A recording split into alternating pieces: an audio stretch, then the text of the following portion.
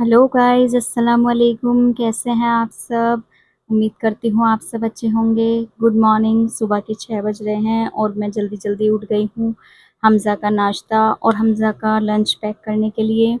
और ये देखिए आप, मुझे हमज़ा का लंच पैक करना है, उसे नाश्ता कराना है, फिर हमज़ा को उठाऊँगी और उन्हें स्कूल के लिए रेडी करना है। तो चलिए, हमज़ा के लिए मैं बना रही हूँ पराठा और उसके टिफ़िन में आज मैं दूँगी दाल कीमा और पराठा।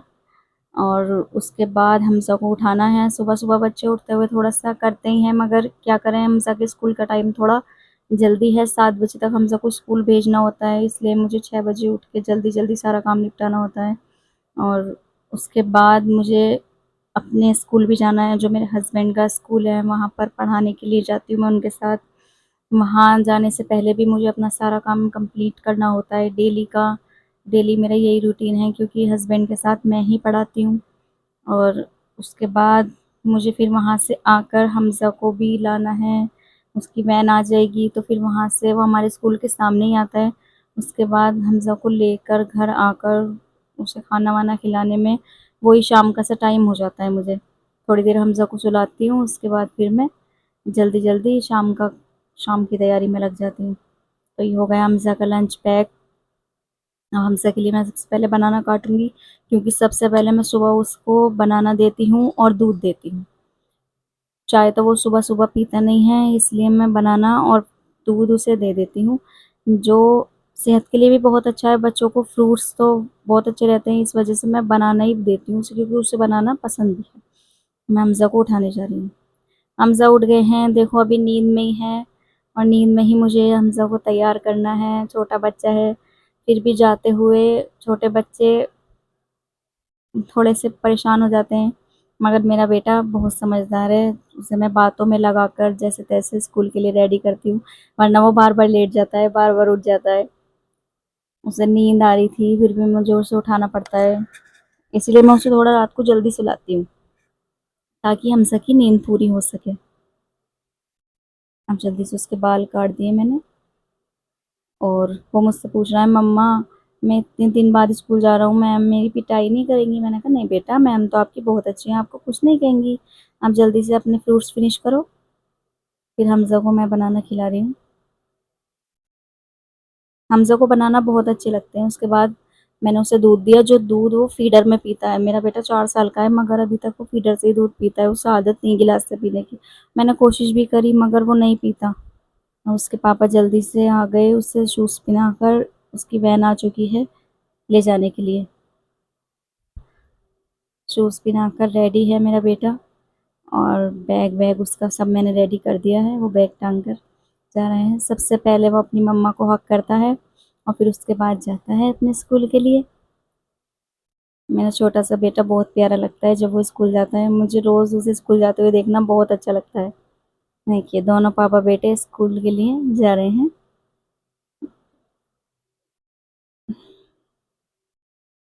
बाय हमज़ा।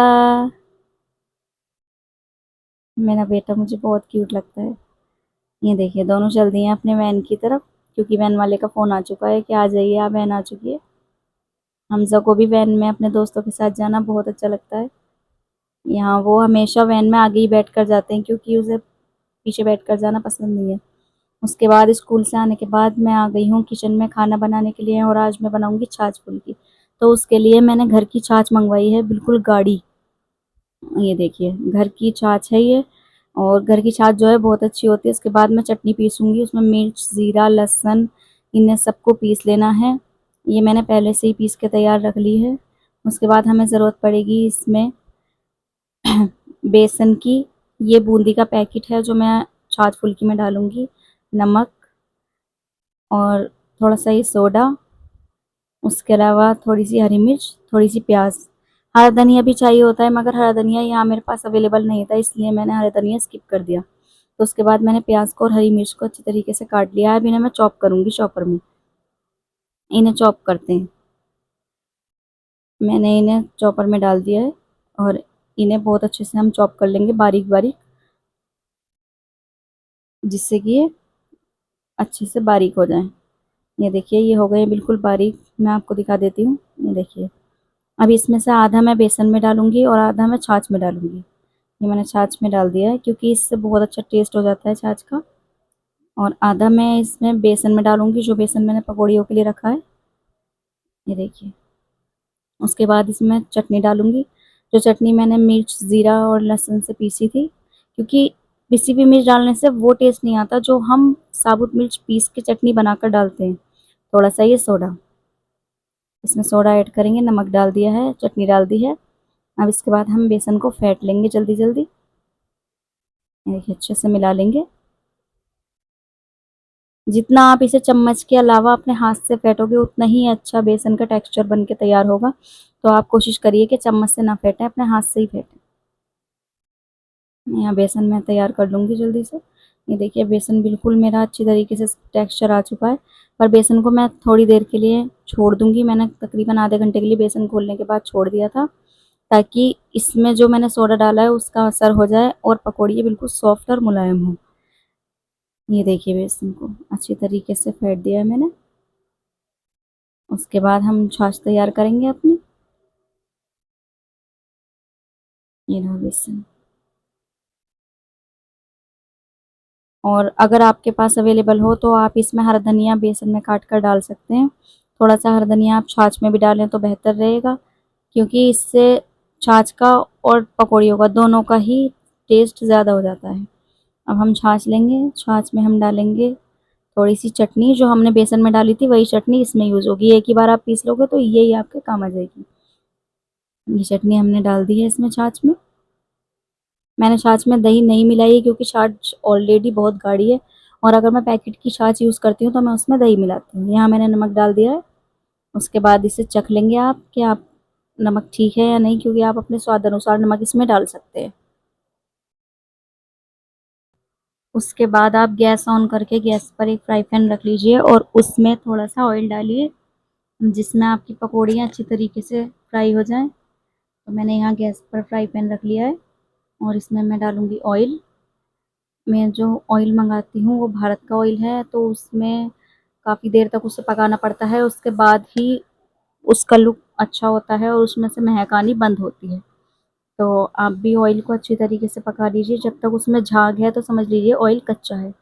और जब उसमें झाग बंद हो जाए और उसमें थोड़ा-थोड़ा धुआँ उठने लगे, तो यानी ऑयल बिल्कुल ठीक से पक चुका है। ये देखिए इसमें अभी झाग आ रहे हैं, और झाग जब ख़त्म हो जाएँगे उसके बाद ही मैं इसमें पकौड़ी डालूँगी। हम देख सकते हैं तेल बिल्कुल अच्छी तरीके से पक चुका है, इसमें धुआँ उठ रहा है। अब मैं इसमें पकौड़ी डालूँगी। गैस का फ्लेम मैंने लो कर लिया है क्योंकि ये ऑलरेडी तेज़ हो रहा है। तो मैं तो हाथ से ही इसमें पकौड़ी डालूँगी, आप चाहें तो चम्मच का भी यूज़ कर सकते हैं।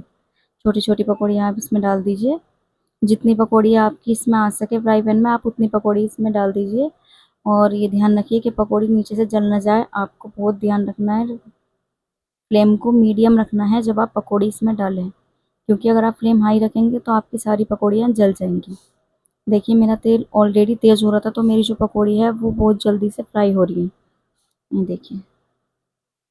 अब मैं इन्हें चलाऊँगी, हल्के हाथ से मैं इन्हें पलटूँगी, और आप भी बिल्कुल हल्के हाथ से पलटें, क्योंकि ये जो बेसन है ये आपके चम्मच पे लग जाएगा और पकौड़ी आपस में चिपक जाएँगी। तो जब ये एक साइड से सिक जाएँ उसके बाद आप इन्हें पलट दीजिए और दूसरी साइड से सेंक दीजिए। फ्लेम को थोड़ा-सा आप बीच में तेज़ कर सकते हैं, और ज़्यादा तेज़ नहीं करना, फ्लेम आपको मीडियम रखना है, क्योंकि तेज़ अगर आप फ्लेम रखते हैं तो आपकी पकौड़ी ये बीच में से नहीं सिकेंगी और अंदर से कच्ची रह जाएँगी। आप देख सकते हैं मैंने यहाँ एक कटोरे में पानी ले रखा है। ये पानी मैंने इसलिए लिया है क्योंकि पकौड़ियाँ जब मेरी पूरी तरीके से तैयार हो जाएँगी तो मैं इन्हें पानी में डाल दूँगी।